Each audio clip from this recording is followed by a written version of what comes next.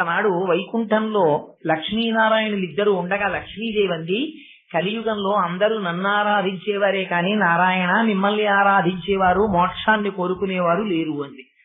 అల్లా అనకు లక్ష్మి, నా భక్తులు కూడా ఉన్నారు, అక్కడక్కడ ఉంటారు, నీ భక్తులంతా ఎక్కువగా ఉండకపోవచ్చు అన్నాడు. ఏదో ఒకరిని చూపించండి, నేను అక్కర్లేదు మీరే కావాలనేవాడిని చూపించండి అంది. అంటే అదిగో చూడు అని చూపించారు.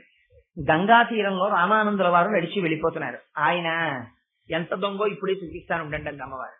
మరునాడు ఉదయం గంగా నదీ స్నానానికి వెళ్ళిపోతున్నారు రామానందుల వారు. వెళ్ళిపోతుంటే లక్ష్మీదేవి ఒక గులాబీ తోటని సృష్టించింది. అలా వెళ్ళిపోతున్నటువంటి రామానందుల వారు ఒక గులాబీ పువ్వుని కోసుకుని విశ్వేశ్వరుడి ఆలయానికి వెళ్ళిపోతున్నారు. లక్ష్మీదేవి ఆ తోటమాలి రూపంలో వచ్చి, ఈ గులాబీ తోట నాది, నన్ను అడగకుండా పువ్వు కోసుకుని వెళ్ళడం దొంగతనం కాదా, ఎందుకు పట్టుకెడుతున్నావు అంది. అమ్మా, నేను ఈ తోటలో ఉన్న పువ్వు విశ్వనాథుడి పాదార విందముల యందు సమర్పించాలనుకుని పట్టుకెడుతున్నాను తప్ప ఈ పువ్వుని దొంగిలించాలనేటటువంటి భావన నా యందు లేదు, అందుకని మన్నించమ్మా నా పువ్వు అక్కడ పెట్టి వెళ్ళిపోయారు. లక్ష్మీదేవి సాక్ష్యంగా పువ్వు పట్టుకుని వైకుంఠానికి వెళ్ళింది. పట్టుకెళ్లి ఎదురుగుండా భర్త పాదాలు చూడగానే ఆనందం కలిగి ఆయన పాదాల మీద పెట్టింది. చూశారా స్వామి, ఈ పువ్వుని దొంగతనం చేశాడు మీ భక్తుడని.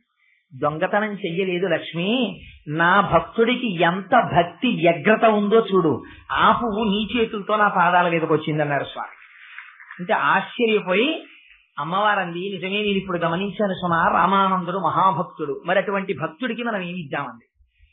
పువ్వు జ్ఞానానికి గుర్తు మన సంప్రదాయంలో, అందుకని జ్ఞానమునకు గుర్తు కనుక ఈ పువ్వునే పిల్లవాడిగా మార్చి ఇద్దామన్నారు. స్వామి సంకల్పం చేస్తే ఏం జరగదు కనుక ఒక్కసారి ఆ పువ్వుని సంకల్పం చేసి గంగానదిలో విడిచిపెట్టారు. ఆ పువ్వు అలా ప్రవాహ వేగానికి వెడుతూ వెడుతూ ఒక పిల్లవాడిగా మారింది. మారి ఆ పిల్లవాడు ఒక తామర ఆకు మీదకి చేరాడు. ఆయన్ని ఒక మహమ్మదీయుడు చూశాడు. ఆ పిల్లవాడిని తీసుకెళ్లాడు, పెంచుకున్నాడు. ఇప్పుడు మీరు చెప్పండి, ఆ పిల్లవాడు జన్మతః ఏ కులమునకు ఏ మతమునకు చెందినవాడు మీరు చెప్పగలరా? మనకి తెలియదు. తీసుకెళ్లాడు, ఒక మహమ్మదీయుడు పెంచాడు. మహమ్మదీయుడు పెంచాడు కనుక మహమ్మదీయుడు అయ్యాడు. ఎందుకని? ఆచార వ్యవహారములన్నీ అటువంటివి అలవాటు పడ్డాయి కనుక. కానీ వచ్చినది కారణజన్ముడు కనుక ఆత్మతత్వం వైపుకి దృష్టి పరిగెత్తింది. ఎందరో గురువులను ఆశ్రయించాడు, ఎంతమందిని ఆశ్రయించినా కూడా ఆయనకి ఆత్మతత్వం సరిగ్గా అవగాహన కాలేదు. ఆయన మహమ్మదీయ కుటుంబంలో పుట్టాడని హైందవ కుటుంబానికి చెందినటువంటి వారెవ్వరూ ఆయనకి ఆత్మతత్వాన్ని ఉపదేశం చెయ్యలేదు. విసిగి వేసారిపోయి నాకు ఆత్మతత్వం చెప్పేవాడు లేడని ఏడ్చి ఏడ్చి సొమ్మసిల్లి గంగానది స్నానఘాట్ మెట్ల మీద సొమ్మసిల్లి నిద్రపోయారు. మరునాడు ఉదయం రామానందుల వారు చీకట్లో స్నానం చేద్దామని మెట్లు దిగుతూ పిల్లవాడి యొక్క తల మీద కాలు వేశారు. కాలు వేస్తే పిల్లవాడు ఖయ్యమని నిద్రలేచాడు. నిద్రలేచేటప్పటికి, అయ్యో నైనా నీ తల మీద కాలు పెట్టి తొక్కాను రా, నేను చూడలేదు రామా అన్నారు. రామా అనేటప్పటికీ, ఈ నామం కోసమే అర్రులు చాచిపోతున్నాను స్వామి, నాకు ఇది ఉపదేశం చేస్తారా, నన్ను మీ శిష్యుడిగా స్వీకరిస్తారా అన్నారు. ఇంత ఆర్తితో ఉన్నవాడు శిష్యుడు అని వెంటనే రామనామాన్ని ఉపదేశం చేసి తన శిష్యుడిగా స్వీకరించారు. మహమ్మదీయ కుటుంబంలో పెరిగిన వాడిగా కనపడినటువంటి కబీర్దాసు గొప్ప రామభక్తుడయ్యారు. గోపరాజు గారికి, రామదాసు గారికి రామనామ మంత్రోపదేశం చేసిన వారు కబీర్దాస్ గారి. అందుకని అంత గొప్పవాడైనటువంటి కబీర్దాస్ చిట్ట చివర శరీరాన్ని విడిచిపెట్టారు. విడిచిపెడితే జరిగిన ఆశ్చర్యకరమైన సంఘటన ఏమిటో తెలుసా అండి? షిరిడీ సాయినాథుని యొక్క లీలామృతంతో కూడినటువంటి విశేషాల్ని, ఆ లీలల వెనక ఉండేటటువంటి విషయాల్ని వివరణ చేస్తూ 7 రోజుల పాటు మీరు ప్రసంగం చెయ్యవలసింది అని కోరితే, అంతటి మహాభక్తుడైనటువంటి వారి నోటి వెంట వచ్చినటువంటి మాటే నాకు అంగరక్షగా నిలబడి నాతో వ్యాఖ్యానం చేయిస్తుందన్న ధైర్యంతో అంగీకరించాను తప్ప, యథార్థములకు ఇక్కడ సాయినాథుని యొక్క జీవితాన్ని పారాయణ చేసినటువంటి మహాభక్తులు ఎందరో ఉన్నారు. 100 మార్లు 500 మార్లు దాన్ని చదివినటువంటి వాళ్ళు, పారాయణ చేసిన వాళ్ళు, ఎన్నో మార్లు షిరిడీ వెళ్లి వచ్చినటువంటి వారు ఉన్నారు. వారి ముందు నేను ఏ పాటి వాడను? యథార్థములకు నేను వెళ్ళింది షిరిడీ ఒక్కసారి వెళ్ళాను. ఆ తర్వాత నేను నిజంగా చెప్పాలి అంటే అంత తీవ్రంగా అసలు షిరిడీ సాయినాథుని యొక్క జీవిత చరిత్రని పారాయణ నేను చేశానని చెప్పుకోవడానికి అధికారం ఉన్న వాళ్ళను కూడా నేను కాను. కానీ సాయినాథుని యొక్క లీల చూడండి, నన్ను కూర్చోపెట్టి ఆయన యొక్క లీలల్ని వ్యాఖ్యానం చేయడానికి కూర్చోపెట్టాడు. అందుకని సుబ్బారావు గారి మాట మీద ఉండేటటువంటి గౌరవం చేత నేను ఈ పనికి అంగీకరించాను. కానీ లేకపోతే యథార్థమునకు నేను సమర్థత కలిగినటువంటి వాడను కాను. కోటేశ్వరరావుగా సమర్థుడు కాడు. కానీ సూర్యుని యొక్క కిరణములు పడిన తరువాత చంద్రుడు ప్రకాశించినట్టు సాయినాథుని యొక్క అనుగ్రహం ప్రసరిస్తే ఆయన లీలలలో ఉండేటటువంటి విశేషాలు బుద్ధికి ద్యోతకమై ఇవి వాక్కునకు అంది ఆవిష్కరించడం పెద్ద విశేషం కాదు. ఆ ధైర్యంతో మాత్రమే ఇక్కడ కూర్చున్నారు. సరే, సాయిబాబా గారి యొక్క అవతారం, సాయిబాబా గారు చూపించినటువంటి లీలలు చాలా చిత్రాతి చిత్రమైనటువంటి స్వరూపం. నేను దీని గురించి ప్రస్తావన చేసే ముందు ఒక 3 విషయాలని మీకు నేను మొట్టమొదట ప్రారంభంలో చెప్పవలసి ఉంటుంది. సాయిబాబా గారి జీవితం అంతా కూడా ఒక చట్టంలోకి ఇమిడింది. అదే అల్లా మాలిక్, రెండవది శ్రద్ధ, మూడవది సబూరి. ఈ మూడిటి మధ్యలోకే ఉంటుంది. మీరు జాగ్రత్తగా పరిశీలన చేస్తే ఆయన చేసినటువంటి లీలలకి సంబంధించిన అన్ని విషయాలు ఈ మూడిటిలోకి కనపడుతుంటాయి. ఎందుచేత నేను ఈ మాట అంటున్నానంటే, మనకి శాస్త్రంలో ఒక మాట వాడతాం, మాయా అని. మాయా అంటే ఏమిటి అసలు? అంటే మీకు తేలికైనటువంటి మాటలలో చెప్పాలి అంటే, మాయా అంటే నామరూపములకే మాయా అని పేరు. అదేమిటండి మాయా అంటే నామరూపాలంటారు అని మీరు అనుకోక్కర్లేదు. ఇప్పుడు నేనున్నాను, నేను అనబడేటటువంటి ఈ శరీరములకు కోటేశ్వరరావు అనబడేటటువంటి పేరుంది. కోటేశ్వరరావు అనబడేటటువంటి పేరు పెట్టడానికి ముందు ఈ శరీరం లేదా? ఈ శరీరం ఉంది. ఉదాహరణకి దీన్ని కోటేశ్వరరావు అన్న పేరు తీసి కామేశ్వరరావు అని పిలిచారనుకోండి. మీరు ఒకవేళ నేను అంగీకరించాను అనుకోండి, కామేశ్వరరావుగా ఈ ఉపాధి పిలవబడడానికి అంగీకరింపబడింది అనుకోండి. అంగీకరింపబడితే కామేశ్వరరావుగా పిలువబడినప్పుడు ఈ ఉపాధిలో ఏమైనా మార్పు వస్తుందా? ఏమీ రాదు.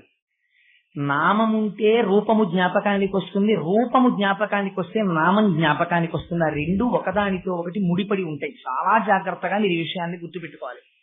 నేను మైక్కు అన్నాను అనుకోండి, నేను మైక్కు అంటే మీకు అట్లకాడ గుర్తురాదు. నేను మైక్కు అంటే మీకు ఏం గుర్తొస్తుంది? మైకే గుర్తొస్తుంది. దీన్ని ఎవరైనా చూపించి ఇదేమిటండి అన్నా అనుకోండి, ఇది మైక్కు అంటారు. అంతేగాని ఇది నీళ్ల బిందె అని ఎవరన్నారు కదా. ఎందుకంటే దీనికి మైకు అని ఒక పేరు. నేను ఇప్పుడు దీన్ని మైకు అని పిలవకుండా చిన్న శబ్దమును పెద్ద శబ్దముగా వినిపింపచేయగలిగినటువంటి యంత్రము అని పిలిచాను అనుకోండి, దీని స్వరూపంగా ఏమైనా తేడా వస్తుందా? ఏమీ రాదు. పైకి వినపడేటటువంటి నామము, పైకి కనపడేటటువంటి రూపము ఏ ఉన్నాయో అవి మాయా అని పేరు. అసలు యథార్థమునకు ఆ రెండు నిజం కాదు. ఏది నిజము? నామమునకు రూపమునకు అతీతమైనటువంటిది ఏది ఉందో అది సత్యం. ఇందుచేత కోటేశ్వరరావు అని పిలువబడుతున్నటువంటి ఈ ఉపాధి అసత్యం. ఎందుకంటే ఈ ఉపాధి ఒకనాడు లేదు, ఒకనాడు వచ్చింది. ఇది ఎల్లకాలము ఉండదు, కొంతకాలమునకు వెళ్ళిపోతుంది. ఇది వెళ్ళిపోగానే కోటేశ్వరరావు అన్న పేరు కూడా దీంతో పాటు వెళ్ళిపోతుంది. ఇక్కడ మైక్ ఉంది, కొన్నాళ్లు పోయిన తర్వాత ఈ మైకు పాడైపోతుంది. పాడైపోయిన తర్వాత ఈ మైకుని తీసేయండి అంటే మైక్ ఒక పేరు తీసేయరు, మైకుతో పాటు మైకు పేరు కూడా వెళ్ళిపోతుంది ఇక్కడి నుంచి.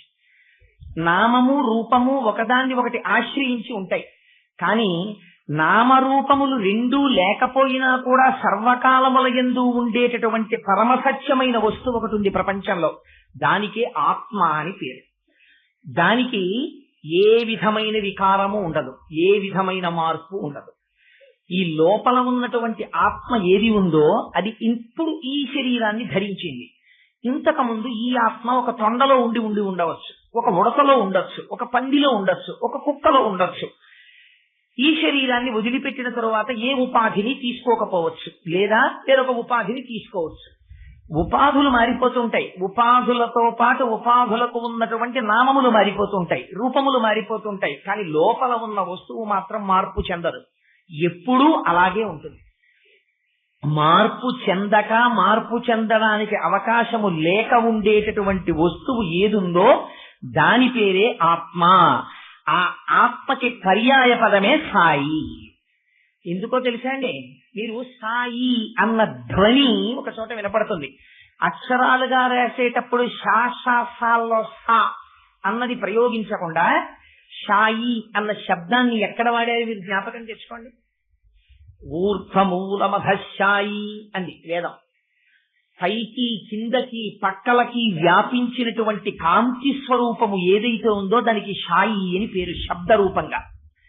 అందుకని ఇప్పుడు షాయి అంటే ఎవరు? అంతటా వ్యాపించినటువంటి వాడు, ఒకనాడు ఉండి ఒకనాడు లేనివాడు కాడు. ఎప్పుడూ కాలమునకు దేశమునకు లొంగనివాడై సర్వకాలముల యందు సర్వత్ర వ్యాపించిన వాడెవడున్నారో వారికి షాయి అని పేరు. మీరు మరొక రకంగా దాని అక్షరాన్ని మార్చి శబ్దం తీసుకొస్తే సాయి అని పేరు.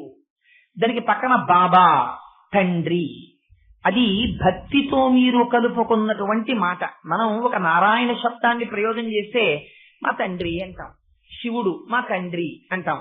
వాగర్ధావివ సంపృక్తౌ వాగర్ధ ప్రతిపత్తయే జగత పితరౌ వందే పార్వతీ పరమేశ్వరౌ. అసలు నిజంగా ఆత్మవస్తువుకి శరీరం అన్నది ఉంటుందా?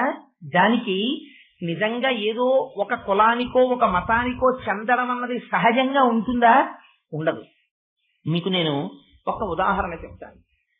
పూర్వకాలంలో వారణాసి పట్టణంలో ఒక మహానుభావుడు ఉండేవాడు. ఆయన రామానందుల వారని చెప్పి ప్రతిరోజు వారణాసిలో గంగానదిలో స్నానం చేసి విశ్వేశ్వరుణ్ణి సేవిస్తూ ఉండేవారు. ఒకనాడు వైకుంఠంలో లక్ష్మీనారాయణులిద్దరూ ఉండగా లక్ష్మీదేవి అంది, కలియుగంలో అందరూ నన్ను ఆరాధించేవారే కానీ నారాయణ మిమ్మల్ని ఆరాధించేవారు, మోక్షాన్ని కోరుకునేవారు లేరు అంది. అల్లా అనకు లక్ష్మి, నా భక్తులు కూడా ఉన్నారు, అక్కడక్కడ ఉంటారు, నీ భక్తులంతా ఎక్కువగా ఉండకపోవచ్చు అన్నాడు. ఏదో ఒకరిని చూపించండి, నేను అక్కర్లేదు మీరే కావాలనేవాడిని చూపించండి అంది. అంటే అదిగో చూడు అని చూపించారు.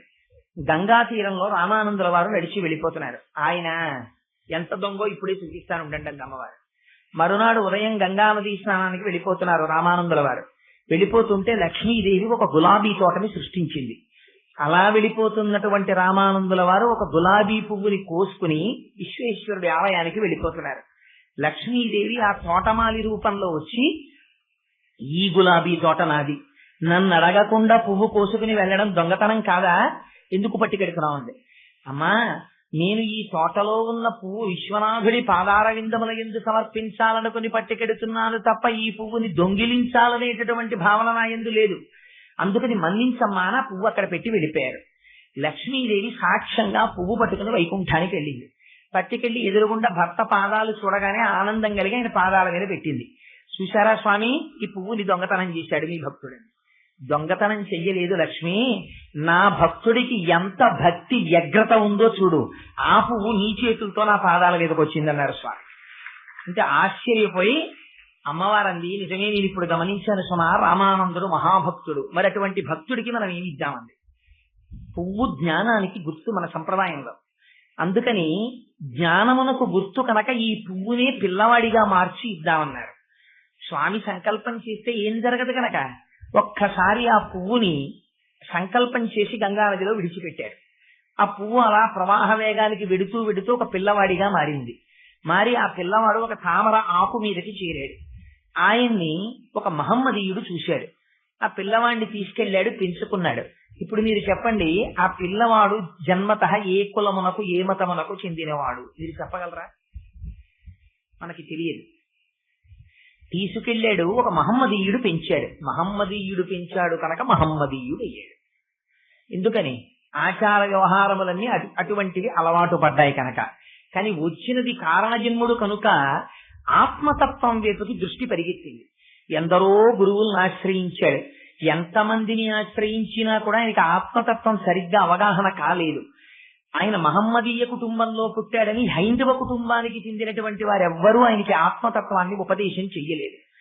విసిగి వేసారిపోయి నాకు ఆత్మతత్వం చెప్పేవాడు లేడని ఏడ్చి ఏడ్చి సొమ్మసిల్లి గంగానది స్నానఘాట్ మెట్ల మీద సొమ్మసిల్లి నిద్రపోయారు. మరునాడు ఉదయం రామానందుల వారు చీకట్లో స్నానం చేద్దామని మెట్లు దిగుతూ పిల్లవాడి యొక్క తల మీద కాలు వేశారు. కాలు వేస్తే పిల్లవాడు ఖయ్యమని నిద్రలేచాడు. నిద్రలేచేటప్పటికి, అయ్యో నాయనా నీ తల మీద కాలు పెట్టి తొక్కాను రా, నేను చూడలేదు రామా అన్నారు. రామా అనేటప్పటికీ ఈ నామం కోసమే అర్రులు చాచిపోతున్నాను స్వామి, నాకు ఇది ఉపదేశం చేస్తారా, నన్ను మీ శిష్యుడిగా స్వీకరిస్తారా అన్నారు. ఇంత ఆర్తితో ఉన్నవాడు శిష్యుడు అని వెంటనే రామనామాన్ని ఉపదేశం చేసి తన శిష్యుడిగా స్వీకరించారు. మహమ్మదీయ కుటుంబంలో పెరిగినవాడిగా కనపడినటువంటి కబీర్దాసు గొప్ప రామభక్తుడయ్యారు. గోపరాజు గారికి రామదాసు గారికి రామనామ మంత్రోపదేశం చేసిన వారు కబీర్దాస్ గారి. అందుకని అంత గొప్పవాడైనటువంటి కబీర్దాస్ చివర శరీరాన్ని విడిచిపెట్టారు. విడిచిపెడితే జరిగిన ఆశ్చర్యకరమైన సంఘటన ఏమిటో తెలుసా అండి? ఆ శరీరాన్ని శవపేటికలో పెట్టారు. పెడితే ఈ శరీరం మహమ్మదీయ కుటుంబంలో పెంచబడింది కాబట్టి మహమ్మదీయ ఆచారం ప్రకారం అంత్యేష్టి సంస్కారం జరగాలి, దీన్ని భూమిలో పాతి పెడతామని వారు అడిగారు. కాదు కాదు, ఆయన రామచంద్రమూర్తి యొక్క మంత్రోపాసనం చేసి హైందవ సిద్ధాంతాలను అంగీకరించాడు కనుక ఈయన్ని దహనం చేస్తామని హిందువులు అడిగారు. శవం అలాగే ఉండిపోయింది పేటికలు. ఉండిపోతే ఎక్కడి నుంచో ఒక యోగి వచ్చాడు. ఎందుకురా కొట్టుకుంటారు మీరు మీకు కావలసింది ఈ శరీరానికి అంత్యేష్టి సంస్కారం చెయ్యడమే కదా, దీన్ని సగానికి కోసి ఇచ్చేస్తాం, కొంతమంది కాల్చుకోండి కొంతమంది పూడ్చుకోండి అన్నారు. సరే పెట్టె మీ తీసి దాని మీద ఉన్న వస్త్రాన్ని తీశారు. లోపల ఎన్ని గులాబీ రేకులు మిగిలిపోయాయి. తీరా అక్కడ ఇద్దామంటే శరీరం లేదు కబీర్దాస్ గారి, పువ్వు రేకులు ఉన్నాయి. ఆ పువ్వు రేకులే సగం సగం పంచి ఇచ్చారు. మౌఢ్యం ఎంత దూరం వెళ్ళిందంటే కొంతమంది కాల్చుకున్నారు కొంతమంది పూడ్చుకున్నారు, కానీ పువ్వులో వచ్చిన వాడు మాత్రం పువ్వులాగే వెళ్ళిపోయాడు. కబీర్దాస్ గారి జన్మరహస్యం ఎటువంటిదో బాబా గారు కూడా అటువంటి వారే. నేను ఎందుకు ఈ మాట చెప్పానంటే, ముందు కబీర్దాస్ గారి గురించి సాయిబాబా గారికి సంబంధించినటువంటి జన్మ రహస్యాన్ని సాధికారికంగా చెప్పలేదు. కొందరు పెద్దలు వ్యాఖ్యానం చేశారు. వారి తల్లిదండ్రుల పేరు లివి, వారు ఫలానా చోట జన్మించారు, ఎన్నో సంతానంగా జన్మించారు, అరణ్య మార్గంతో వెడుతున్నప్పుడు ఆకులలో విడిచిపెట్టారు అని చెప్పారు. కానీ అవతారమూర్తిగా వచ్చినటువంటి సాయిబాబా గారు తన జీవితాన్ని తాను ధృవపరుస్తూ మాట్లాడిన సంఘటన ప్రకటంగా కనపడలేదు. అందుచేత మరి ఎవరు మరి హిందూ మతానికి చెందినవారా మహమ్మదీయ మతానికి చెందినవారా అందదు. గమ్మత్తు ఏమిటంటే వారు షిరిడీ చేరుకున్నారు. చేరుకుని ఒక వేప చెట్టు కింద కూర్చుని ఉండేవారు. సదానింబ వృక్షస్య మూలాధివాసం. సాధారణంగా గురువులందరూ ఓ చెట్టు కిందకి చేరుతూ ఉంటారు. ఓ చెట్టు కిందకి చేరారు. ఆ చెట్టు కింద కూర్చున్నారు. సంతతము ధ్యానమగ్నుడై ఉండేవారు. ఈశ్వరుడితోటి మమేకాన్ని పొందారు. పొంది బ్రహ్మవిద్ బ్రహ్మైవ భవతి అని మనకు సూక్తి. ఎవరు బ్రహ్మమును తెలుసుకున్నాడో వాడు బ్రహ్మమే అగుతున్నాడు. అందుకని తానే బ్రహ్మముగా నిలబడిపోయారు. యోగి పుంగవుడిగా, ఒక సద్గురువుగా, సమర్థ గురువుగా నిలబడ్డారు. అటువంటి గురువు సంకల్పం చేస్తే చాలు, ఇదే సర్వావస్థా వివర్జిత అంది లలితా సహస్రనామ స్తోత్రం. మనకి అవస్థాత్రయం అని ఉంటుంది. మనందరం అవస్థాత్రయంలోనే ఉంటాం. అవస్థ అంటే జాగృత్ అంటే ఇంద్రియాలు పనిచేయడం, స్వప్నం అంటే ఇంద్రియాలు పనిచేయకుండా మనస్సు ఒక్కటే పనిచేయడం, సుషుప్తి అంటే ఇంద్రియాలు మనస్సు కూడా పనిచేయకుండా ఆత్మలో కలిసిపోవడం, గాఢ నిద్ర, ఏదీ తెలియని అజ్ఞానం. ఈ మూడింటిని దాటిపోతే తురియం ఉంటుంది. తురియంలో ఉన్నవారు ఏం చేస్తారంటే ఈ మూడు అవస్థల్ని సాక్షిగా చూస్తారు. అలా సాక్షిగా చూడగలిగిన స్థితికి ఎదిగిపోతే వారికి తురియ అవస్థలో ఉన్నారంటారు.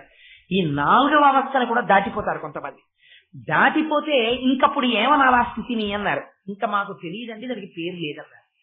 అందుకనప్పుడు ఏమనాలి? అది అవస్థ అనాలా అనకూడదా?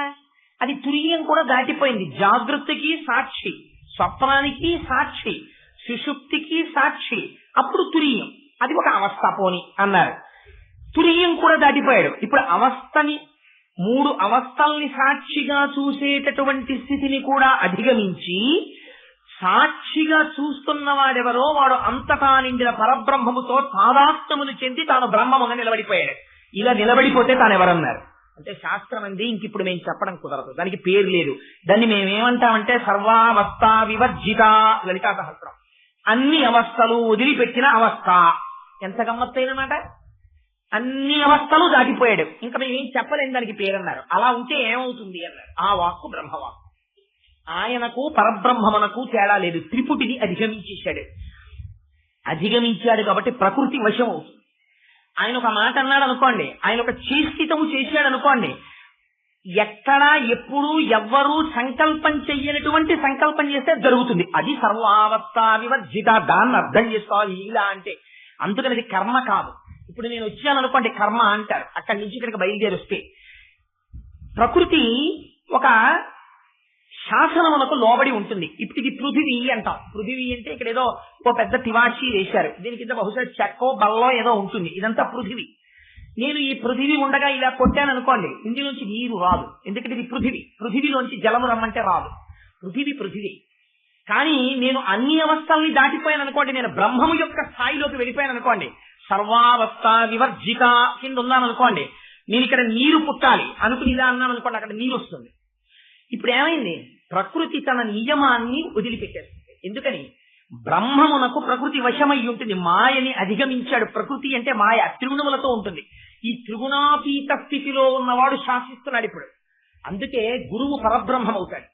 అందుకని ఆ స్థితిలో ఉన్నవాడు ఒక సటకా తీసి కొడతాడు, ఇలాగా కొట్టి రా నిప్పు అంటాడు, నిప్పు వస్తుంది. మళ్ళీ కొడతాడు, నీరు రా అంటే నీరు వస్తుంది. అదేమిటి? మాయ, గారడ, లీల. అలానే అస్తమాన నిప్పు లేని వాళ్ళు ఇళ్ళంతా అందరి ముందుకి వెళ్ళి సటకా కొట్టి నిప్పుతాడు. తాను అనుకున్నప్పుడు తెస్తాడు. ఎందుకు తెస్తాడు అంటే అప్పుడు ఆ సంకల్పం కలిగింది. సంకల్పం ఎందుకు కలిగింది? దానికి ఏం కోరిక ఉండదు. ఎందుకు కలిగింది అంటే తను చెయ్యవలసిన పని అంటూ ఏం ఉండదు, అన్నీ వదిలిపెట్టేస్తాడు. వదిలిపెట్టి తాను చెయ్యవలసినటువంటి పని అన్నది లేక నిష్క్రియగా సాక్షిగా నిలబడిపోయి ఉంటాడు. అందుకే సాయిబాబా గారు ఉద్యోగం ఏం చేశారంటే, రమణ మహర్షి ఉద్యోగం ఏం చేశారంటే అడగకూడదు. వాళ్ళకు ఉద్యోగాలు అవి ఏమి ఉండవు, నాలాంటి వాడికి ఉద్యోగాలు ఉంటాయి. ఎందుకంటే సంసారంలో, త్రిగుణాల్లో, చట్రంలో పడిపోయి ఉన్నారు కాబట్టి. ఆ దాటిపోయినటువంటి వాళ్ళు సాక్షిగా ఉంటారు ఆత్మస్థితిలో. అందుకని వారికి ఈ బాధలన్నీ ఏమి ఉండవు. వారు ఏ సంకల్పం చేస్తే సంకల్పం అయిపోతుంది అంతే. వాడికి ఉన్న జబ్బు నాకు రావాలంటే వచ్చేస్తుంది. నాకు మరణం లేదు, రాదు. నాకు మరణం రావాలి, వస్తుంది. వాడు మరణించబోతున్నాడు, నేను మరణించాలి, మరణిస్తారు. మరణం అంటే శరీరం పడిపోతుంది అంతే. అందుకని వారు సర్వావస్థ వివర్జిత ఆ స్థాయికి వెడతారు. ఆ స్థాయికి వెళ్ళగలగడానికి మనకొచ్చిన ఇబ్బందల్లా ఎక్కడొచ్చిందంటే ఉపాధిని బట్టి మనం నిర్ణయిస్తుంటాం. వీరు ఫలానా మతానికి చెందిన వారు అని మనం అంటాం. బాబా గారి అవతారం వచ్చేటప్పటికి ఉన్న పరిస్థితులు ఏమిటంటే, రెండు మతముల మధ్య సంఘర్షణ వాతావరణం తీవ్రమైన స్థితిలో ఉంది. అందుచేత దీన్ని కేవలం వాచికంగా కాకుండా నిరూపించి చూపించదలుచుకున్నారు, ఆత్మ యొక్క స్థితి అంటే ఎలా ఉంటుందో. అందుకే ఆ అవతారం వచ్చినప్పుడు జరిగినటువంటి చిత్రం ఏమంటే, యథార్థమునకు వారు ఎక్కడ పుట్టారో చెప్పారనుకోండి. బాబా గారు నేను ఫలానా కుటుంబంలో జన్మించాను, నా తల్లిదండ్రులు వీరు అన్నారు అనుకోండి. వెంటనే మీరేమంటారు? ఆ తల్లిదండ్రుల పేర్లని బట్టి, వారి గోత్రాన్ని బట్టి, వారి ఋషుల్ని బట్టి వారు ఫలానా మతములకు చెందినవారు, అందుకని వీరు కూడా ఆ మతములకే చెందినవారు అని మీరు బ్రాండ్ చేస్తారు, ఒక ముద్ర వేస్తారు. ఇది వారి స్థితి కాదు. నామరూపములకు అతీతమైన స్థితిలో తాను మొట్టమొదటి నుంచి ఉన్నవారు. అందుకే ఎక్కడ తపస్సు చేశారు, ఎక్కడ యోగాభ్యాసం చేశారు, ఏ గురువు ఏమి చెప్పారు, ఎలా ప్రకృతిని వశం చేసుకున్నారు, ఈ భాగం సాయిబాబా గారి జీవితంలో రహస్యం. ప్రకటముగా వ్రాయబడలేదు. ఇదిగో ఇది జరిగింది, ఇది జరిగితే ఆయనకి ఆ సిద్ధులు వచ్చాయి, ఆయన అలా ఆత్మదర్శనం చేశారని చెప్పలేదు. చెప్పారనుకోండి, ఉపాసనా మార్గము చేత మీరు నిర్ణయిస్తారు. తపస్సు చేశారు అన్నారు అనుకోండి, అరణ్యమునకు వెళ్లి తపస్సు చేశాడండి ఫలానా ఆయన అంటే తపస్సు అనేటటువంటిది హిందూ మతానికి సంబంధించింది అంటాం. లేదండి వారు ఏదో ఇన్ని మార్లు నమాజ్ చేశారు, అందుకని అల్లా యొక్క అనుగ్రహం వారికి కలిగింది అన్నాం అనుకోండి, వారిని వెంటనే మహమ్మదీయుడు అని బ్రాండ్ చేస్తారు. అందుకని ఉపాసనా మార్గమును కూడా చెప్పలేదు. ఏ మార్గాన్ని అవలంబించారు, ఎటువైపుకి వెళ్లారు, ఎందువల్ల అంత స్థితిని పొందగలిగారు, ఒక రమణుల జీవితంలో మీకు తెలుస్తుంది, ఒక ఆదిశంకరుల జీవితంలో మీకు తెలుస్తుంది. బాబా గారి జీవితంలో దాన్ని చెప్పలేదు. అంటే అవతార ప్రయోజనము నెరవేరడం కోసమని ఏది పైకి దొరకకపోతే తన ప్రయోజనం సిద్ధిస్తుందో దాన్ని పైకి తన జీవిత కాలమనందు ఆయన వెల్లడి చేయలేదు. చెయ్యకపోవడం సమంజసం. అలా ఉండడం చేతనే అవతార ప్రయోజనానికి చాలా దగ్గరగా వెళ్ళగలుగుతారు, ఆ స్థితిలో నిలబడగలుగుతారు. అందుకే ప్రకటముగా బాబా గారు ఎక్కడా చెప్పలేదు. ఆయన వచ్చారు 16 సంవత్సరముల వయస్సులో వచ్చారని కొందరన్నారు, ఇంకొక వయస్సులో వచ్చారని కొందరన్నారు. ఆ షిరిడీ గ్రామానికి దగ్గరలో వచ్చినటువంటి ఒక గ్రామంలో ఒక రాయి మీద కూర్చుని ఉన్నారు. అటుగా వెళ్లిపోతున్నాడు ఒక ఆయన, ఆయన పేరు చాందుభాయ్ అని చెప్పి, ఆయనకి ఒక గుర్రం ఉండేది బిజిలీ అని. గుర్రం తప్పిపోయింది. తప్పిపోతే ఆయన గుర్రాన్ని వెతకడం కోసం బహుశా సేవకుల్ని పంపించి ఉంటాడు అధ్యాయాన్ని బట్టి. ఆ సేవకులు ఆ గుర్రాన్ని పట్టుకోలేకపోయారు. అందుకని స్వయంగా తానే గుర్రాన్ని వెతుక్కోవడం కోసమని ఆ చాందుభాయ్ అన్న ఆయన బయలుదేరాడు. వెతుక్కుంటున్నాడు. ఈయన ఓ రాయి మీద కూర్చుని ఉన్నారు. వెతుక్కుంటున్నవాడు దేన్ని వెతుక్కుంటున్నాడో ఈయన తెలుసుకున్నారు. ఎలా తెలుసుకుంటారు? మీకు ఇందాకనే చెప్పాను. అందరిలో ఉన్నటువంటి ఆత్మ ఒక్కటే. మనం ఆ ఆత్మస్థితిలో నిలబడలేం కాబట్టి మీ ఆత్మ చేత మనస్సు భాషిస్తుంది.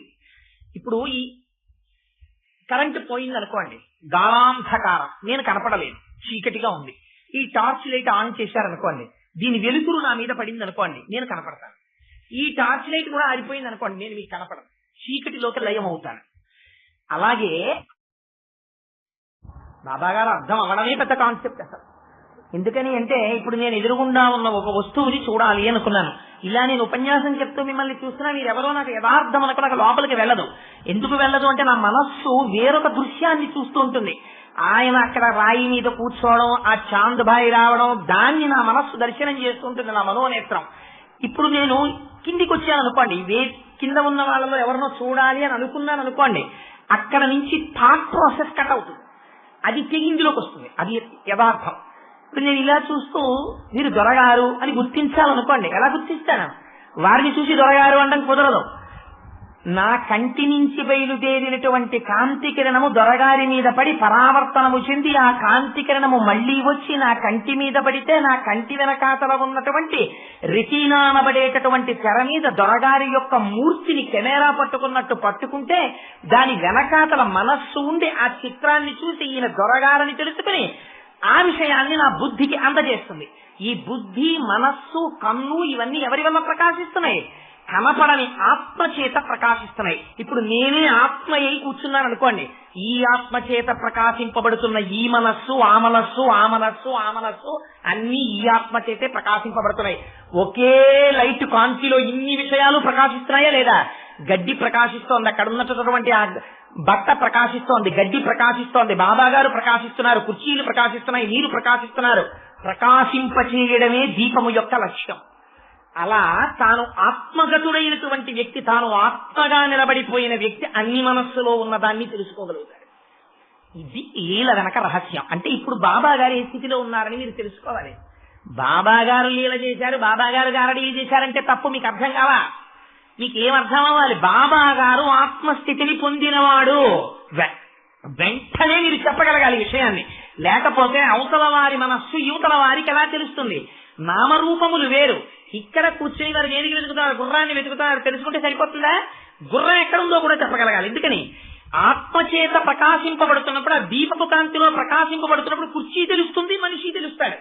అందుకని ఇక్కడ ఉన్న ఆత్మ సర్వవ్యాపకమైనప్పుడు ఈ ఆత్మనేత్రంతో చూస్తే ఆ ఇంతోటి గుర్రం ఎక్కడుందో కూడా తెలుస్తుంది. అందుకని అబ్బాయి ఈ గుర్రం కోసం వెతుకుతున్నావా అన్నారు. ఇప్పుడు ఆయన ఆశ్చర్యపోయాడు. ఇదే తేడా. ఆయనకి ఏమనిపిస్తుంది? నేను గుర్రం కోసం వెతుకుతున్నానని ఈయనకి ఎలా తెలుసు అనిపిస్తుంది. ఎందుకని? మనం త్రిగుణాల్లో ఉన్నాం, మన జ్ఞానం పరిమితం. మనం ఇంకోటి మనస్సులోది మనం తెలుసుకోగలిగితే మనం కూడా ఋషులం అయిపోదాం. మనం ఆ స్థితిని పొందలేదు. మనం ఎప్పుడు 3 త్రిగుణాల్లోనే ఉంటాం. జాగ్రత్త, స్వప్న, సుషుప్తి, జాగ్రత్త, స్వప్న, సుషుప్తి. తురీయంలోకి మనం వెళ్ళలేదు, వారు తురీయంలో ఉన్నారు. అందులో వారు కనిపెట్టారు. గుర్రం కోసం వెతుకుతున్నావు అబ్బాయి అన్నారు. ఆయన అన్నాడు, కొంచెం ఆశ్చర్యపడి, నేను గుర్రం కోసం వెతుకుతున్నానని ఈయన చెప్తున్నాను. అవును, గుర్రం కోసం వెతుకుతున్నాను అన్నారు. అంటే ఇలా వెళ్ళి చూడవయా, అదిగో అక్కడ నీటికయ్య ఉంది, అక్కడ నీ గుర్రం నీరు తాగుతోంది అన్నారు. అంటే ఆయన అన్నాడు, నేను ఇప్పుడు అటే వెతికా, అక్కడ లేదు గుర్రం అన్నాడు. ఈయన ఒక్కసారి చూసి అన్నారు, నా మాట యందు నీకు పూనిక లేదు, అందుకని నేను చెప్తే నువ్వు నమ్మడం లేదు. నమ్మకపోవడం సంశయం, సంశయాత్మ వినశ్యతి. అనుమానం ఉన్న చోట సత్యం నిలబడదు. నీకు పూనిక ఉండాలి, అక్కడ ఉన్నది గుర్రం. ఇప్పుడు ఎలా నమ్ముతాడు? అంటే ప్రకృతి చేత తాను వెతికొచ్చాడు కాబట్టి ఈ కంటికి కనపడలేదు కాబట్టి కనపడలేదు అంటున్నాడు. ఈ కన్ను ఇంతకు ముందు ఏది చూడలేదో దాన్ని నిరూపించాలని చూపించారు. ఎందుకు చూపించడం? అలా ఆయనకి చూపిస్తే ఈయనకి సర్టిఫికెట్ ఇస్తారా? చాంద్భాయ్ ఏమన్నా ఇవ్వక్కర్లేదు. అప్పుడు వారికి సంకల్పం కలిగింది అంతే. అలా అందరికీ చెప్తారా? చెప్పరు. అప్పుడు ఆ సంకల్పం కలిగింది చెప్పారంతే. అందుకని లీల అంటారు. అలా కాకుండా ఇచ్చట వచ్చిన వారికి అందరికీ తప్పిపోయిన వారి గురించి చెప్పబడను అని పెట్టుకున్నాడు అనుకోండి, వృత్తి అవుతుంది. అప్పుడు వేరే స్థాయి. తనకి ఎప్పుడో చెప్పాలి అని అనుకున్నప్పుడు చెప్పారనుకోండి, లీల అవుతుంది. అది ఆత్మ. దానికి ప్రయోజనం ఉందా? అలా గుర్రం వెతుక్కుని గుర్రం దొరికితే ఆయన పట్టుకొచ్చో పావలాయో 10 రూపాయలు ఇస్తాడు, సోడా తాగుదాం, లేకపోతే రవ్వ వస్తుందా అని ఆయనకి ఏమైనా కోరిక లేదు. మరి ఎందుకు చెప్పారు? మీరు ప్రయోజనాన్ని నిర్ణయించలేదు. ఇది ఈ ప్రయోజనమునకు చెప్పబడినది అని మీరు చెప్పగలరా? చెప్పలేరు. పోనీ వారు ఆశించారా? లేదు. మరి ఎందుకు చెప్పారు? చెప్పకుండా ఉండలేక చెప్పారు. ఆయనకి ఆ సమయానికి చెప్పాలనిపించింది, చెప్పారు. అంటే లీలంటే అది కర్మనకు ఒక కర్మ చేత కర్మ ఫలితముగా చేయబడినది కాదు, ఆత్మస్థితిగతుడైన వ్యక్తి చేత చేయబడినది. అందుకని దాన్ని లీల అంటారు.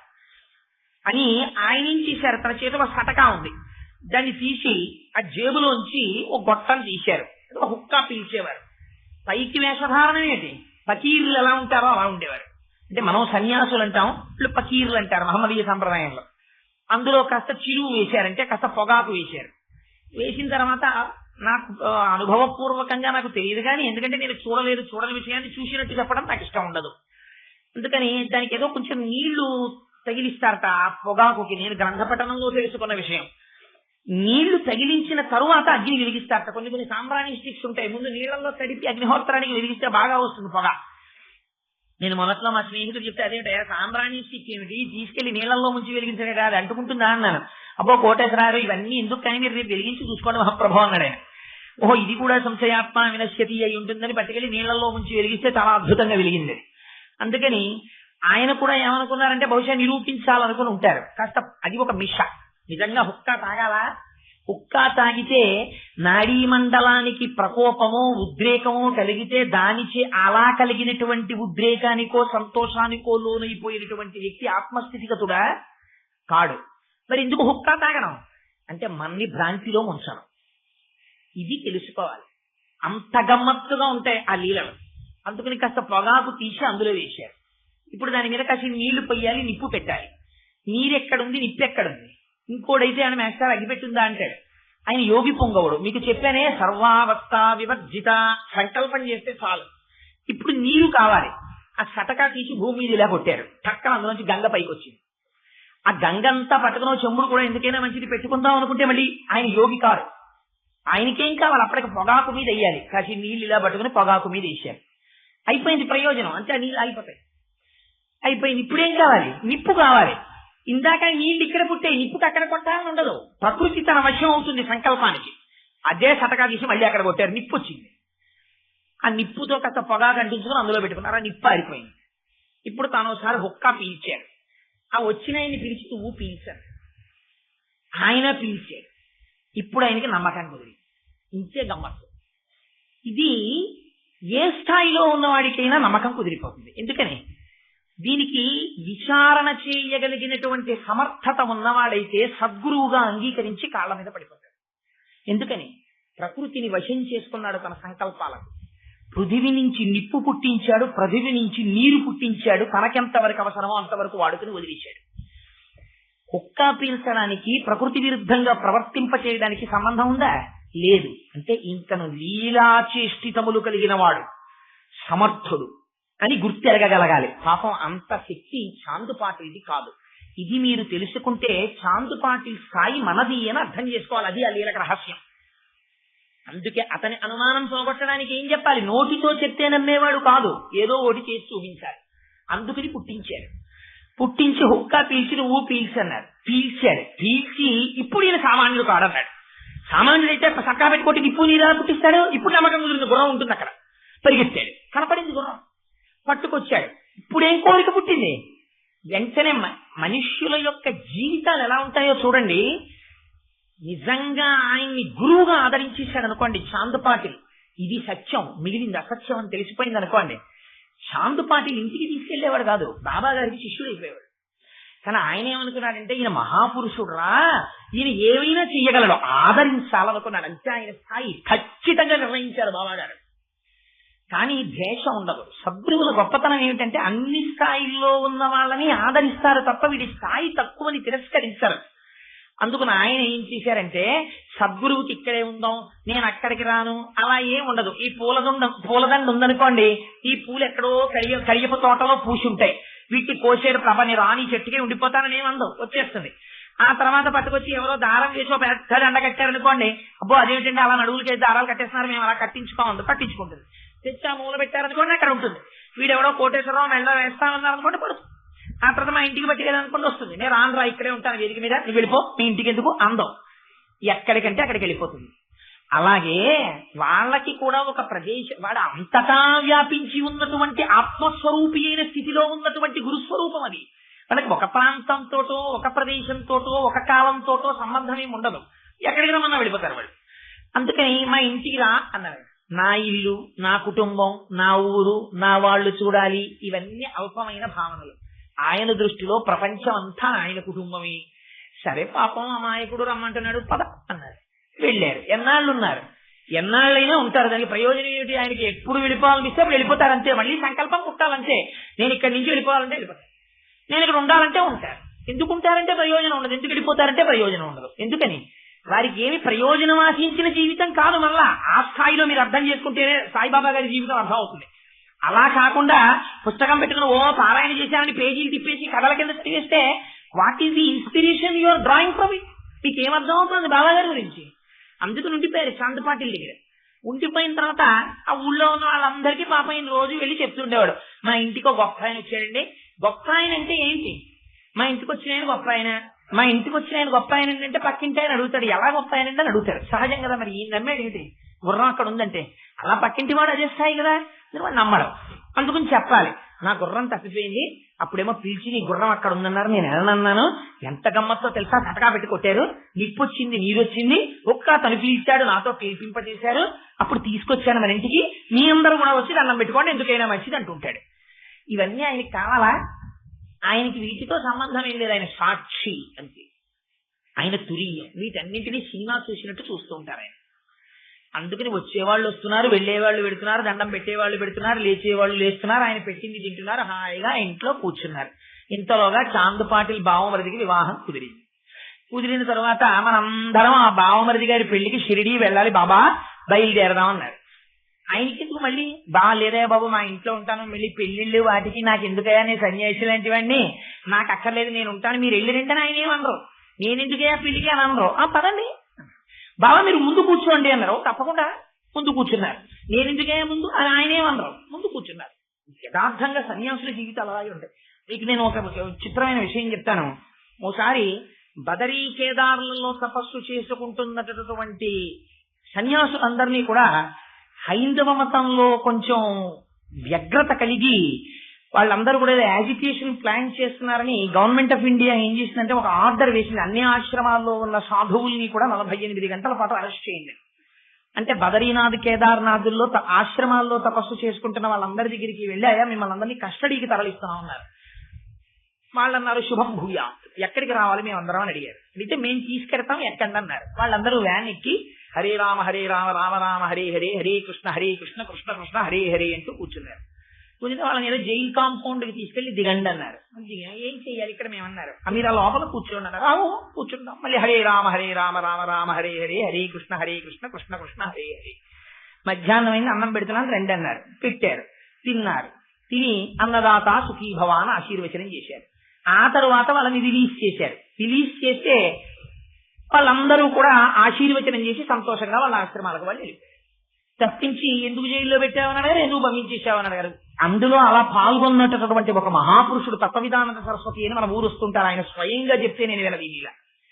వాళ్ళకి ఇక్కడే ఉండాలి, అక్కడే ఉండాలి, ఇలాంటి నియమాలు వాళ్ళకేం ఉండవు. వాళ్ళు అమాయకత్వం సరే పద అంటారంతే. వాళ్ళకేం జంఝాటమేం ఉండదు వాళ్ళకి. అందుకని పెళ్లికి వెళదాం పదండి షిరిడి అన్నారు. సరే పదండి, మీరు ముందు పదండి, అలాగే పదండి అన్నారు. ఓ బండి ఎక్కించారు, తీసుకొచ్చారు. షిరిడి వచ్చిన తర్వాత ఒక గమ్మత్తు జరిగింది. అక్కడ ఖండోబా దేవాలయము అని ఈశ్వరాలయం, శివాలయం అది. అందులో అర్చకుడు ఒక ఆయన ఉన్నాడు, ఆయన పేరు మహల్సాపతి. ఆయన కబీర్ దాస్ గారి దోహాలు చదువుకుంటుండేవాడు. ఆ ఛందస్సుని దోహా అని పిలుస్తారు. కబీర్ దాస్ గారు పరవశించి పాడుకున్నటువంటి పాటలకి దోహా. ఆయన భగవంతుణ్ణి సాయి అని అడ్రస్ చేశారు. ఇందాక అన్నని సాయి అన్నది ధ్వని చేత వ్యాపకత్వాన్ని నిరూపిస్తుంది. ఆయన అనుకోకుండా ఓ పేరు పెట్టి పిలిచాడు, అంతేకాని ఆయన ఏం పేర్లు ఏం పెట్టుకోలేదు. నా పేరు ఇదైనా ఎప్పుడు చెప్పలేదు అసలు. ఆయన అన్నారు దయచేయుడు సాయి అన్నారు. అలాగే అని పెద్ద తిరిగారు. ఆయన అలా పిలిస్తే ఈయన పలికాడు అనుకుని మిగిలిన వాళ్ళు కూడా అదే పేరు అనుకున్నారు. సాయి సాయి అని పిలవడం మొదలెట్టారు. ఆయనకు పేరుందా? ఆయనకి ఏం పేరు లేదు. అందుకే కదా మనం భగవానుడికి సహస్రనామావళి సహస్రనామావళి సహస్రనామావళి అంటాం. మీకు వెంటనే అనుమానం రావద్దు, ఏమయ్యా ఇది నీకేమో ఓ పేరా, భగవంతుడికి 1000 పేర్లా, ఆయన మర్చిపోతే 1000 పేర్లలో ఏదో ఓ పేరు పెట్టి పిలిచాం అనుకోండి, ఇది నా పేరేనేమిటో మర్చిపోయాను, అస్తమానం 1000 పేర్లు, ఇది ఎవడో పిలవడో ఎప్పుడో ఎక్కడో ఉంది ఈ పేరు, నువ్వు ఈ పేరు ఎట్టి పిలిస్తే నాకు ఏం గుర్తు, అందరూ గోవిందా అంటారు, నువ్వు గోవిందా అంటే పోయేదానికి నువ్వు ఎక్కడో మధ్యలోంచి ఓ పేరు తీసి బ్రహ్మజ్ఞో బ్రహ్మ బ్రహ్మ బ్రహ్మ బ్రహ్మ వివక్షణ అంటే నాకేం గుర్తు అంటాడు ఆయన. ఏమంట 1000 అంటే అనంతమని పేరు, అన్ని పేర్లు ఆయనవే, ఆయన పేరు కానీ ఇంకోటి లేదు, కానప్పుడు ఏ పేరు పెట్టి పిలిస్తే ఆయన పలకడం. అందుకని తుల్యావస్థని దాటిపోయి పరబ్రహ్మ స్థాయిని పొందినటువంటి వాడిని ఏ పేరు పెట్టి పిలిచినా మీ తృప్తికి. నిజానికి ఆయనకి పేరుందా? ఆయనకేం పేరు లేదు, ఆయన నామరూపాతీతమైన స్థితిలో ఉన్నవాడు. వాడిని మీరు ఒక నామం పెట్టి పిలుచుకున్నారు. మీకు ఇక్కడే నేను ఒక్క మాట చెప్పాలి. బంగారాన్ని పట్టుకెళ్ళి మీరు గాజులు చేయించుకున్నారు, బంగారము గాజులు అన్నారు అనుకోండి, సత్యమా అసత్యమా? అది బంగారం గాజులు అసత్యం. ఇప్పుడు గాజులుగా ఉంది బంగారం, అంతే సత్యం. అది గాజులు కాదు, చిరిపించేశాం, బంగారంగానే ఉంచుకున్నాం, ఇది సత్యం. అప్పుడు దాని స్థితి అసలు సహజంగా బంగారం. అది తర్వాత నేను కుండలం చేయించుకున్నాను, బంగారము కుండలం అయిపోయినది, తప్పు. బంగారము ఇప్పుడు కుండలముగా కనపడుతున్నది, దాన్ని కుండలము అని పిలిచినా బంగారాన్ని పిలుస్తున్నారు. అదే బంగారం చేయించి గాజులు చేయించుకున్నారు, గాజులు అని పిలిచినా బంగారమే ఉంది. మీరు దాన్ని తీసేసి భుజానికి కేయూరం చేయించుకున్నారు, ఆ బంగారమే కేయూరం అయింది. అది తీసేశారు, పాదానికి కంకణం చేయించుకున్నారు, ఆ బంగారమే కంకణమైంది. అన్నీ ఆ బంగారమే. అలాగే మీరు ఏ పేరు పెట్టి పిలిస్తే ఆత్మకున్నటువంటి దోషం ఉంటుంది? ఏమీ ఉండదు. మీరు ఏ పేరు పెట్టి పిలిచినా అది పలుకుతుంది. ఆయన పిలిచాడు. చంటి పిల్లాడికి పేరు గురించి తెలియదు అనుకోండి, వాడి పేరేమిటో వాడికి తెలియదు, ఇంకా కొత్త అసలు. మీరంటే నామకరణం చేశారు, వాడికి తెలియదు ఆ నామకరణం ఏమిటో, వాడి పేరేమిటో వాడికి తెలియదు. నాన్న దాదా దాదా అన్నారు అనుకోండి, వాడు పరిగెత్తుకు వచ్చేస్తాడు. బుజ్జి దాదా దాదా అని అనుకుంటే వాడు వచ్చేస్తాడు. రే కన్నా రారా రారా అన్నారు అనుకుంటే వాడు వచ్చేస్తాడు. వాడికి 16 ఏళ్ళు వచ్చిన తర్వాత ఎవడో వచ్చి కన్నా రారా రారా అని అనుకుంటే వాడు ఎవడో పిలుస్తాడు, ఇది ఊరుకుంటాడు. ఎందుకని? వాడు ఒక నామమునకు తాదాత్మ్యత చెందాడు. కోటేశ్వరరావు అంటేనే వస్తాడు అంతే, కానీ ఇంట్లోకి వెళ్ళి మా ఆవిడ కన్నా కన్నా అన్నం పెట్టానంటే ఎవరిని పిలుస్తున్నావే అంట. ఎప్పుడో మీ అమ్మగారు చిన్నప్పుడు పిలిచారు కదా, ఇప్పుడు పిలుస్తాను అంటే కుదరదు. ఇప్పుడు ఏమండి అన్న పిలుపుకి అలవాటు పడ్డారు. అలా తాదాత్మ్యత చెందుతాం మనం. వారికి ఆ తాదాత్మ్యత లేదు, తన స్థితిలో తానుంటారంటే నామరూపాతీత స్థితిలో ఉన్నవాడు. అందుకని ఏ పేరు పెట్టి పిలిచినా వారి కోసం పలుకుతారంతే. ఎంత గొప్ప స్థితి చూడండి నిజంగా. ఇప్పుడు మీరు చెప్పండి, నిజంగా సాయిబాబా గారి లీలల్లో ఒక లీల గురించి చెప్పవలసి వస్తే అన్నాళ్ళు పడుతుంది.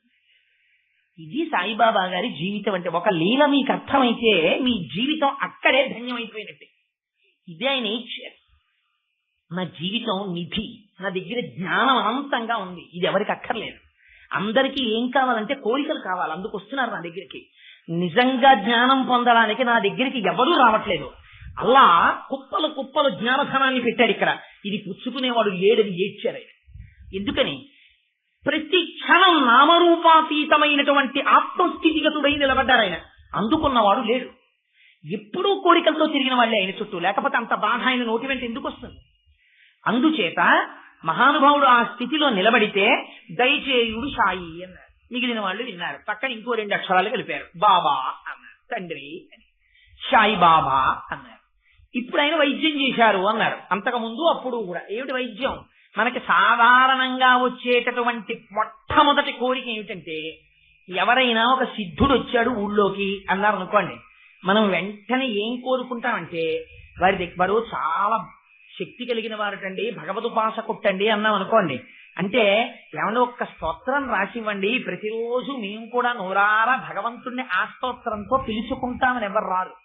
మీకు ఒక పరమ సత్యం చెప్తున్నాను. ఏమన్నా మా అబ్బాయికి ఉద్యోగం రావట్లేదు, కొంచెం ఉద్యోగం వచ్చేట్టు ఆశీర్వచనం చేద్దురు అంటారు. మా అమ్మాయికి పెళ్ళి అవ్వట్లేదు, కొంచెం పెళ్ళ వాళ్ళని ఆశీర్వచనం చేద్దురు అంటారు. మీ అమ్మాయి పెళ్లి కోసం, మీ అబ్బాయి ఉద్యోగం కోసం, మీ ఇంట్లో డబ్బులు కలిసి రావడం కోసం ఈయన తపస్సు చేసి కూర్చున్నాడా? కానీ లోకం యొక్క విర్రిపోకడ అలా ఉంటుంది. వెళ్ళి ఇంకా కాళ్ళ మీద పడిపోయి అదే అడుగుతారు. రెండోది ఏమిటంటే, మీరు కదపాలి కానీ అనారోగ్యం లేని మనిషి ప్రపంచంలో ఉండదు.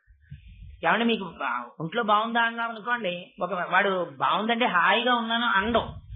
ఏం బాగండి మోకాళ్ళ నొప్పి అంటాడు. లేకపోతే అబ్బా చాలా నీరసంగా ఉందండి ఇవ్వాలంటాడు. ఏమీ లేదు, వాడు శుభ్రంగా ఉన్నాడు. కానీ ఏంటంటే ఆపాదించుకుంటాడు, నాకు చాలా నీరసంగా ఉందండి అంటాడు.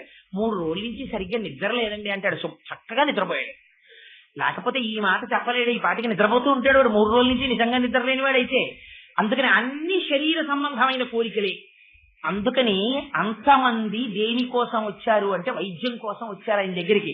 అంటే మీరు ఈ లీల దగ్గరికి రాగానే మీరు ఒక విషయం అర్థం చేసుకోవాలి, లోకము యొక్క స్థితి ఎలా ఉంటుంది. అటువంటి మహాత్ముడి దగ్గర భగవంతుణ్ణి తెలుసుకోవడానికి వచ్చిన పవిత్రమైన ఉపాధితో అటువంటి కారణ జన్ముడు ఎదుట కనపడిన ప్రపంచం భగవత్ సంబంధమైన జ్ఞానాన్ని తెలుసుకోవడానికి ప్రయత్నం చెయ్యదు. అప్పుడు కూడా ఇంకా ఇహమైనటువంటి కోరికలతోటే తాను సతమతమైపోతుంటాడు, ఎదుటివాడిని ఇబ్బంది పెట్టేస్తాడు. అందుకని ఎంతసేపు ఏమిటి, బాబా నాకు కంట్లో బాగోలేదు, బాబా నాకు జ్వరం వచ్చింది, బాబా నాకు కడుపులో నొప్పి వచ్చింది. ఇందాక మీకు నేను ఒక మాట చెప్పాను, వారి సంకల్పము సిద్ధి తప్ప వారు వైద్యం చేయరు. వైద్యం ఈజ్ డిఫరెంట్, సంకల్పం ఈజ్ డిఫరెంట్. సిద్ధుడు వేరుగా ఉంటారు, వైద్యులు వేరుగా ఉంటారు. వైద్యో నారాయణో హరిహి. వైద్యుడికి ఏం తెలుస్తుందంటే శరీర నిర్మాణ వ్యవస్థ తెలుస్తుంది, ఎక్కడ తేడా వచ్చిందో కనిపెడతాడు, కనిపెట్టి తేడా సర్దుకోవడానికి బంధిస్తాడు. సిద్ధులు భగవద్భక్తులు, యోగులు, గురువులు, జ్ఞానులు, ఆత్మస్థితిగతులు, తురీయావస్థలో ఉన్నవారు అవతల వారు ప్రార్థన చేస్తే ఎవరికి కరుణ కలిగిందనుకోండి ఓసారి అలా చూస్తారు, అయ్యో పాపం వీరికి ఇంత బాధలో ఉన్నారా, పాపం ఈ బాధ పోతే ఎంత బాగుండు అనుకుంటారు, అంతే పోతుంది.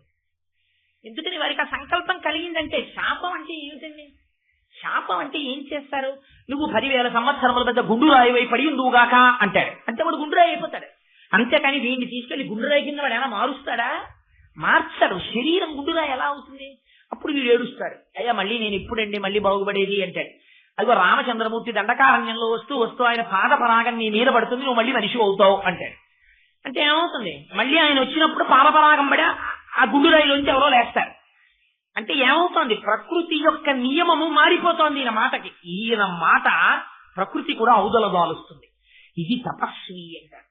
అపారమైన తపశ్శక్తి ఉన్నవాడు, బ్రహ్మముతో రమిస్తున్నవాడు తన నోటి వెంట వచ్చినటువంటి మాటని, ఆ మాట చేతనే ప్రకృతిని శాసించగలడు. ఆ స్థితికి ఎదిగిపోతారు వాళ్ళు. అలా ఎదిగిపోయారు కాబట్టి ఆయన నోటి మాటతో చికిత్స చేశారు. దానికి ఒక్కొక్కసారి ఒక్కొక్క నియమం. ఇందాక హుక్కా పీల్చడానికి ఏమైనా ప్రయోజనం ఉందా, బాబా గారు హుక్కా ఎందుకు పీల్చారండి, దానికి వ్యాఖ్యానం చెప్పన్నారు అనుకోండి. ఒక జ్ఞాని యొక్క లక్షణాన్ని మీరు తెలుసుకోవాలంతే.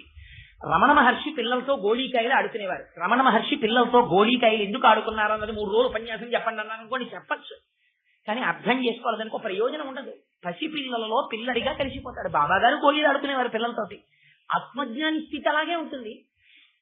అందుకని ఒకడు వచ్చాడు, అయ్యా నాకు జ్వరంగా ఉంది, ఆ జ్వరం తగ్గాలనిపించింది, కాసేపు ఏదో లీల, పక్కన ఏదో ఆకుంది, దాన్ని ఇలా తుంచి ఆకు నవలరా అంటారు. ఆకు నవిలితే తగ్గిందా, ఈయన ముట్టుకుని ఆకు నవిలితే తగ్గుతుంది అని సంకల్పం చేసి ఇవ్వడం చేత తగ్గిందా, ఆకు కాదు తగ్గించింది, ఈయన సంకల్పం ఆకులోంచి వచ్చి తగ్గిస్తుంది. ఈ చెట్టు అంతా ఎత్తుకుపోయి జ్వరం ఉన్న వాళ్ళు అందరు తినేశారనుకోండి, వాళ్ళకేం తగ్గదు. ఎందుకని సంకల్పం ఏదా చెట్టులో లేదు, వెనక ఉన్నవాడి సంకల్పం ఉంది. ఇది లీలని అర్థం చేసుకోవడం, ఆ స్థాయిలో మీరు అర్థం చేసుకోవాలి. అది మరి సంకల్పానికి ఎలా తగ్గుతుందండి జ్వరం, అలా తగ్గుతాయా, మందులకు కదా తగ్గుతాయి, అంటే సిద్ధులకి తగ్గుతాయి. అది నీకు ఎందుకు ఈ కంటికి దొరకదు, నువ్వు తపస్విని కావు, నువ్వు ఆ స్థితిలో లేవు, నీకు దొరకదు. అది జ్ఞాన స్థాయిలో నువ్వు అర్థం చేసుకోగలిగింది. దీనికి పూనిక ఉండాలి, నమ్మకం ఉండాలి. అందుకే పారాయణ చెయ్యండి, పారాయణ చెయ్యండి అని ఎందుకంటారో తెలుసా అండి, ఒక్కొక్క లీల వెనకాతల ఉండేటటువంటి రహస్యం మీకు ద్యోతకం కావాలి. ద్యోతకం అయితే మీకు ఏమవుతుంది, ఆయన ఎవరో మీకు తెలుస్తుంది. ఇప్పుడు తెలిస్తే ఏమవుతుంది, యూ విల్ యాక్సెప్ట్ హిజ్ సోవరైనిటీ, ఆయన సార్వభౌమత్వాన్ని మీరు అంగీకరిస్తారు, ఆయన ఆత్మస్థితిగతుడు అని అంగీకరిస్తారు. అంగీకరించి మీరు వారికి నమస్కారం చేస్తారు. నమస్కరిస్తే ఏమవుతుంది, వారు ప్రీతి చెందుతారు. ప్రీతి చెందితే వారు ఏం చేస్తారు, సంకల్పం చేస్తారు, వీడికి ఇవాళ నా గురించి చెప్పగలిగిన సమర్థత కటాక్షింపబడినది అంటారు. ఆయన గురించి చెప్పగలిగిన సమర్థత నీ ఉపాధి కలిగేస్తుంది.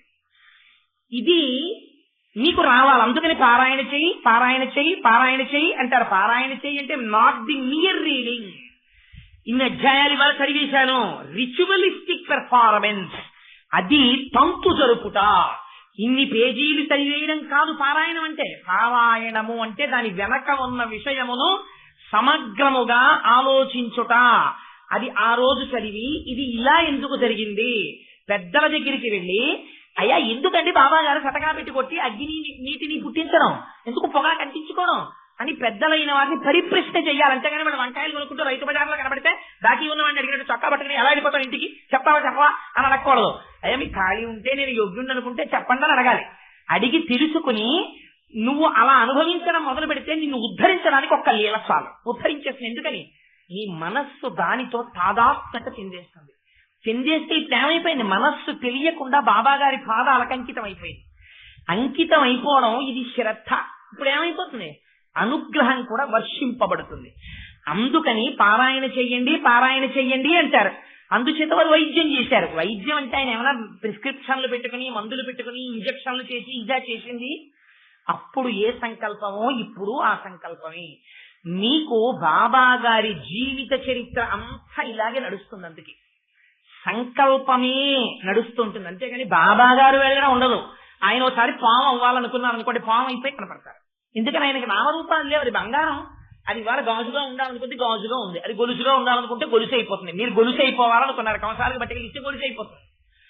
మీరు చెవులకి కుండలాలు అయిపోవాలనుకున్నారు, కంసాలకు బట్టకెళ్ళిస్తే మీ బంగారమే కుండలాలు అయిపోతుంది. ఇంకో 6 నెలలు పోయిన తర్వాత ఈ కుండలాలు బట్టకెళ్ళి ఇచ్చేసాయా, కరిగించేసేసి ఉంగరం చేసేయంటే ఉంగరం అయిపోతుంది. ఆ స్థితికి వెళ్ళిపోయారు కాబట్టి, బంగారపు స్థాయిలోకి వెళ్ళిపోయారు కాబట్టి, ఆ ఆత్మస్థితికి వెళ్ళిపోయిన వాడు నేను పామునగుదునుగాక అంటే పామునైపోతాడు. చరాచర ప్రపంచంలో ఉన్న సమస్త ప్రాణికోటిలోని భావనలు వారికి అందుతాయి. కోతులు ఏడుస్తుంటే ఎందుకు ఏడుస్తున్నాయో రమణ మహర్షి చెప్పగలిగేవారు. 2 బల్లులు కిసకిసలాడుకుంటే ఎందుకు కిసకిసలాడుతున్నాయో బాబా గారు చెప్పగలిగేవారు. ఒకే స్థాయి. ఎందుకు చెప్పగలుగుతారు? ఇద్దరూ చేరినది ఆత్మస్థాయికి చేరారు. రామకృష్ణ పరమహంస అలా చెప్పగలిగేవారు, వివేకానందుడు అలా చెప్పగలిగేవారు. ఎందుకు చెప్పగలుగుతారు? దానికి ప్రయోజనం ఉండదు. అసమానం ప్రతి ఇంట్లో గోడ మీద బల్లుల దగ్గరికి తీసుకొచ్చి బాబా ఈ బల్లు ఎందుకు అరుస్తోంది, ఈ బల్లు ఎందుకు అరుస్తోంది అంటే చాలు పాడతారు. ఆయనకు ఆ రోజు చెప్పాలనిపిస్తుంది, చెప్తారు. ఇక్కడ 2 ఓ పాము ఓ కప్ప కొట్టుకుంటున్నాయి, అవి 2 ఏమిటో తెలుసా అంటారు, చెప్తారు. ఎలా చెప్తారు? ఎన్ని మాటలు ఇలా చెప్పనివ్వండి, ఆయన ఆత్మస్థాయిని రూఢి చేస్తుంటున్నది. తను దిగజారలేదు, ఆ స్థాయిలో నిలబడిపోయి ఉన్నారని మీకు 1కి 10 మార్లు దృష్టాంతముల ద్వారా తెలుస్తూ ఉంటుంది. ఆ లీలని బహుకోణములలో మీరు పరిశీలన చేయాలి, చేసి తాదాత్మ్యత పొందాలి. పొందితే ఏమవుతుంది? వారి అనుగ్రహము మీ యందు ప్రసరింపబడుతుంది. అప్పుడు మీకు రక్షణ కలుగుతుంది. అందుకని వారు వైద్యం చేశారు. అయితే మీకు ఇప్పుడు ఇక్కడ నేను ఒక గమ్మత్తు చెప్పాలి. వారిని మహల్సాపతి వచ్చి సాయి దయచేయుడు అని పిలిచారు కదా. So it was a name accepted by him or rejected by him? Not so. ఆయన దాన్ని అంగీకరించలేదు, తిరస్కరించలేదు. సాయి అని పిలిచారు, ఓహో అన్నారు అంతే. సరే ఈ పేరు బాగుంది, ఇంతకుముందు ఎవరెవరో ఏదో పెట్టారు కానీ అవన్నీ బాగోలేదా, ఈ బాగుంది మహల్సాపతి ఇలా పిలుస్తుండే పలుకుతానని ఆయన ఏం చెప్పలేదు. ఆయన అలా పిలిస్తే ఇది పిలిచారని వాళ్ళు అనుకున్నారంతే. అనుకుని మిగిలిన వాళ్ళు కూడా సాయి అన్నారు. సాయి అన్నప్పుడల్లా ఏమో అన్నారంతే. నువ్వు సాయి అని పిలవకపోయినా నువ్వు మనస్సులో ధ్యానం చేసినా ఆయన పలుకుతారు. ఎందుకని? అంతటా వ్యాపించి ఉన్నవాడు కనుక నీలో కూడా ఉన్నవాడు. కూర్చుని ఉండిపోయి ఉంటారు. తీసి వేయించుకుందామా, ఇటు కట్టించుకుందామా, కబ్బోర్డ్ అటికట్టించుకుందామా, మార్బులు వేయించుకుందామా, టైల్స్ వేయించుకుందామా, కోరికలు మనకి. వాళ్ళకి ఈ కోరికలన్నీ ఉండడానికి మార్పులు ఎందుకు? చల్లగా ఉంటుంది. ఎవరికి చల్లగా? దీనికి చల్లగా. దీని చల్లతనానికి దీని వేడితనానికి ఆయన అతీతుడు. అందుకని నీకు అది మసీదుగా కనపడుతోంది, ఆయనకి మసీదు, దేవాలయము, శ్మశానము, గుట్ట, గోపురము, ఇంకోటి అన్ని ఆయనకి ఒక్కటే. ఏమిటి అవన్నీ? ఆయనకి ఈశ్వరుడే. ఆయనకి బ్రహ్మము తప్ప వేరొకటి కనపడదు. అలా ఉంటే కదా తురియం. అందుకని మసీదులో ఉండంటే అది సార్ మసీదులో ఎలా ఉంటానండి అని ఇలా అన్నారు అనుకోండి, అప్పుడు ఆయన స్థాయి ఏమవుతుంది? ఆయన సటకా పెట్టి కొడితే నిప్పు నీరు ఎందుకు వస్తాయి?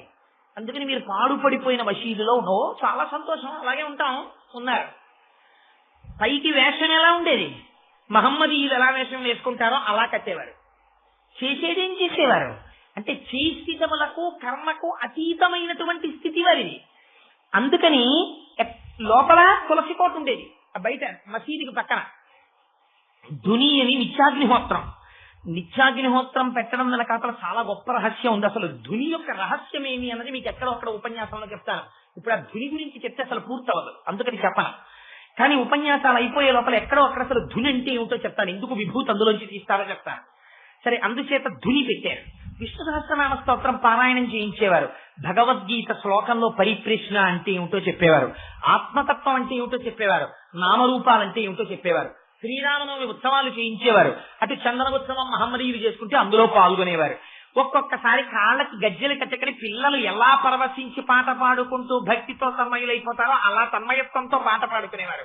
అందరూ చుట్టూ మూగి చూస్తూ ఉండేవారు. ఒక్కొక్కసారి పిచ్చి వాళ్ళ కోప్పడుతుండేవారు. ఇక్కడే మీరు చాలా జాగ్రత్తగా జ్ఞాపకం పెట్టుకోవాలి. పెద్ద పెద్ద వాళ్ళు కూడా ఒక పొరపాటు మాట మాట్లాడేస్తుంటారు. బాబా అప్పుడప్పుడు పిచ్చి వాళ్ళ కేకలేసేవాడు అంటుంటారు. అది చాలా తప్పు మాట. మీకు ఒక్క విషయం నేను ఇక్కడ ప్రస్తావన చేయదలుచుకున్నాను.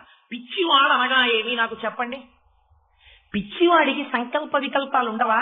ఉంటాయి. నేను ఒకనాడు పద్మప్రియ టాకీస్ లో సినిమా చూసి బయటకు వచ్చాను. బయటికి వచ్చేటప్పటికి అక్కడ ఒక మురుగుడు కాలం ఉంది. ఆ మురుగుడు కాలం దగ్గర ఒక పిచ్చి అతను కూర్చుని ఉన్నాడు. ట్రాఫిక్ ఉంది, స్కూటర్ ఇలా ఎత్తుగా ఉంటుంది కదా, అక్కడికి తెచ్చుకుని ఇటువైపుకి వెళ్ళడానికి వెయిట్ చేస్తున్నాను. అతను అక్కడ గొంతు కూర్చుని ఎవరో టీ తాగి విసిరేసినటువంటి ఒక ప్లాస్టిక్ టంబ్లర్ ఒకటి చేతిలో పట్టుకుని ఆ మురుగుడు నీరు ఎరం చేత్తో తీసి ఇలా గోకర్ణం ముద్ర పట్టి ఇందులో పోసుకుని ఆ మురుగు నీరు ఇలా 3 మాటలు తాగి ఏదో చెప్పేసుకుంటున్నాడు.